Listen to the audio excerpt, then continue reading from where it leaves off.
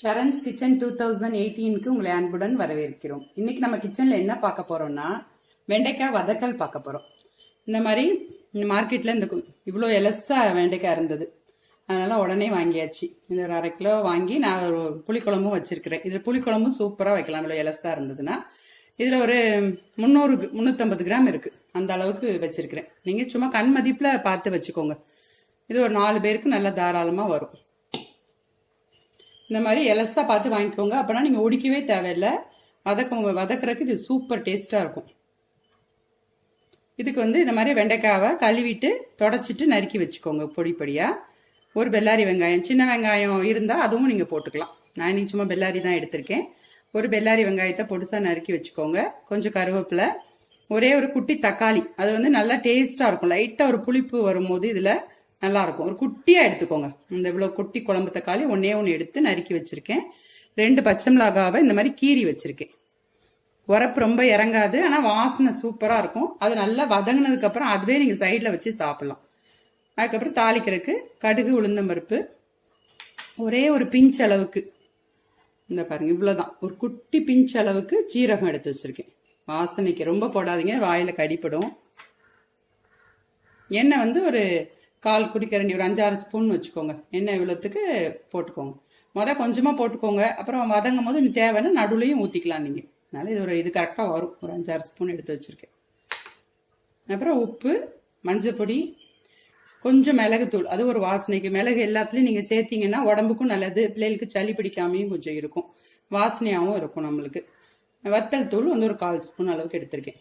நீங்க இந்த உரப்பு இந்த வத்தல், மிளகு, பச்சை மிளகாய், இந்த 3ம் நம்மளுக்கு அது உரப்பு கொடுக்க போகுது. அதனால அதுக்கு தக்க பார்த்து கொஞ்சமா அட்ஜஸ்ட் பண்ணி நீங்க போட்டுக்கோங்க. உங்களுக்கு எவ்வளவு பிடிக்கும்ட்டு. உங்களுக்கு கொஞ்சம் உரப்பு பிடிக்கும்னா நீங்க கொஞ்சம் இது மிளகு தூளும் கொஞ்சம் கூட்டி போட்டுக்கலாம், வத்தல் தூளும் கூட்டி போட்டுக்கலாம். இவ்வளவுதான் இதுக்குள்ள இன்கிரீடியன்ஸ். இதை நல்லா ஒரு இரும்பு சட்டி தான் நான் எல்லா வதக்குறதுக்கும் யூஸ் பண்றேன். இரும்பு சட்டியில நல்லா வதக்குனீங்கன்னா நல்லா சுருண்டும். அது நல்லா நீங்க சாம்பார், பருப்பு, தயிர் சாதம் எல்லாத்துக்குமே சூப்பர்வா இருக்கும். நீங்க பிள்ளைகளுக்கும் ஸ்கூலுக்கும் கொடுத்து விடலாம். நீங்க இரும்பு சட்டியில நீங்க பழக இரும்பு சட்டியை நல்லா நான்ஸ்டிக் மாதிரி ஒட்டாம இருக்கும். உங்களுக்கு ரொம்ப வதக்குறது ஈஸியா ஆயிரும். உங்களுக்கு நல்லா கனமான ஒரு இரும்பு சட்டியா நீங்க வாங்கி வச்சுக்கோங்க. எல்லாத்துக்கும் நல்லா யூஸ் ஆகும். இது உடம்புக்கு இப்ப நான்ஸ்டிக் ரொம்ப யூஸ் பண்ணாதீங்கன்னு சொல்லிட்டே இருக்கிறனால நீங்க இதுக்கு மாறிடுறது ரொம்ப நல்லது. இப்ப வாங்க நம்ம வதக்குறது எப்படின்னு பாத்துருவோம். இந்த மாதிரி ஒரு இரும்பு சட்டி எடுத்து எண்ணெய் ஊத்தியாச்சு. இதுல ஃபர்ஸ்ட் கடுகு, உளுந்தம்பருப்பு, சீரகம் இந்த போட்டோம்.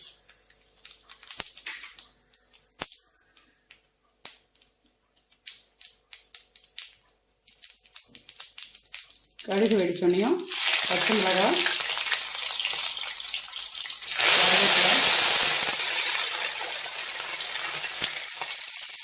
தக்காளி,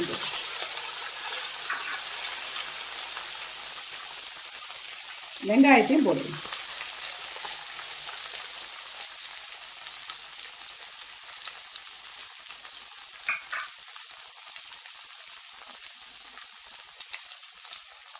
இதோட நம்ம எடுத்து வச்ச உப்பு மட்டும் சேர்த்துருங்க. உப்பு மட்டும் எடுத்து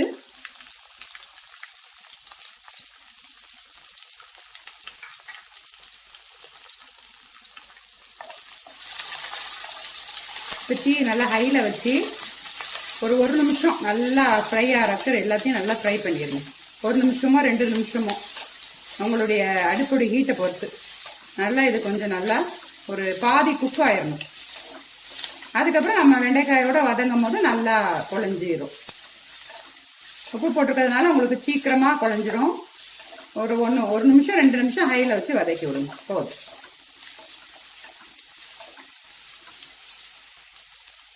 ஒரு நிமிஷம் கழிச்சு உங்களுக்கு காட்டுறேன். இப்போ ஒரு 2 நிமிஷம் ஹைல வச்சு நம்ம வதக்கியிருக்கோம். கொஞ்சம் நல்லா வதங்கிருச்சு பாருங்க. இந்த ஸ்டேஜ்ல நீங்க வெண்டைக்காவை சேர்த்துருங்க. வதக்குறதுக்கு இந்த மாதிரி ஒரு கண் கரண்டி இப்படி எடுத்துக்கோங்க. இது கொஞ்சம் நல்லா ஈஸியா இருக்கும். இதுக்கு இந்த வெட்டி வச்ச வெண்டைக்காவை உள்ள சேர்த்துருங்க.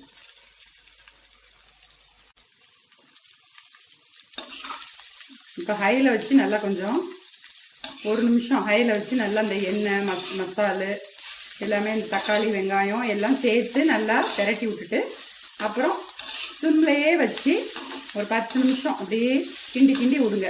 கொஞ்சம் மடிஞ்ச உடனேயும் அப்புறமா பொடி போட்டு ஒரு 5 நிமிஷம் கிண்டுனா ஒரு 1/4 மணி நேரத்துலலாம் உங்களுக்கு வெண்டைக்காய் வதக்கல் சூப்பராக ரெடி ஆயிடும்.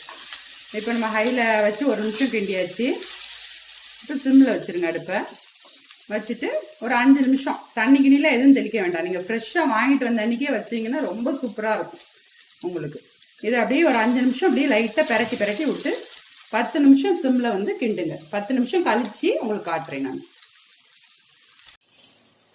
இப்போ சிம்மில் வச்சு 10 நிமிஷம் கழிச்சு இல்லை பாருங்க, பாதி நல்லா மடிஞ்சு சுருண்டுருச்சு பாருங்க. நம்ம எவ்வளோ போடும் போது இவ்வளோ ஹைட்டுக்கு இருந்தது. இது அப்படியே இன்னொரு 5 நிமிஷம் கழிச்சு இன்னுமே கொஞ்சம் சுருங்கிரும். நல்லா சுருண்டு வதங்கி வந்துடும் பாருங்க. இந்த ஸ்டேஜில் வந்து நீங்கள் உப்பு மட்டும்தான் நம்ம போட்டு இவ்வளோ நேரம் வதக்கியிருக்கோம்.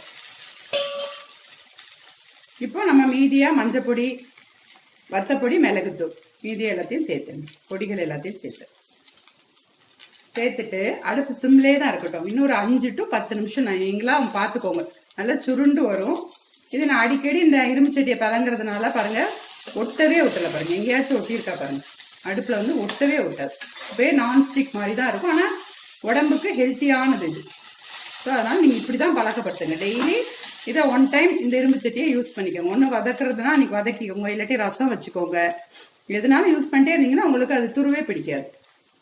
இன்னொரு சிம்மில் வச்சு இந்த மாதிரி பரட்டி பரட்டி விட்டு ஒரு 5 மினிட்ஸ் மட்டும் இந்த மாதிரி வதக்கி விடுங்க. ஒரு 5 to 6 மினிட்ஸ் இந்த மாதிரி சிம்மில் வதங்கட்டும். அதுக்கப்புறம் உங்கள்கிட்ட காட்டுறேன். ஒரு 5 மினிட்ஸ் வதக்குனதுக்கப்புறம் பாருங்கள் எவ்வளோ குறைஞ்சி சுருண்டு வந்துருச்சு பாருங்கள். பச்சை மிளகாய் எல்லாம் எவ்வளோ குலைவாயிருச்சு பாருங்கள். தக்காளி நம்ம போட்டதெல்லாம் பாருங்கள் வெறும் இது மட்டும்தான் இருக்குது, தொளி மட்டும்தான் இருக்குது. அது எல்லா சாரும் இதோட சேர்ந்து மிக்ஸ் ஆயிடுச்சு.